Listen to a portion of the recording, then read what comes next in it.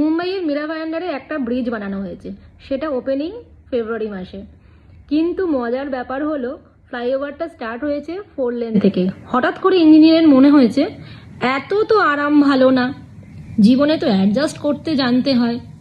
তাই উনি হঠাৎ করে 4 লেন থেকে রাস্তাটা 2 লেন করে দিয়েছে। আমি ভাবছি যে এই আইডিয়াটা বানালো সে তো এক বড় মাপের মানুষ, কিন্তু যে আইডিয়াটা পাস করলো সে কত বড় মাপের মানুষ। এটাই হলো মজার বিষয়, 4 লেন থেকে 2 লেন হয়ে গেছে হঠাৎ করে। তো যে 4 লেনে যে গাড়িগুলো ছিল সেটা 2 লেনে যাবে কি করে? রাস্তাটা আগে থেকে কোনো কার্ভও নেই, রাস্তাটা হঠাৎ করে চৌকো থেকে এল শেপ হয়ে, তো কি ওই যে কর্নারটা বানানো হয়েছে ওটা কি ওই ইঞ্জিনিয়ার নিজের বারান্দা বানিয়েছিল?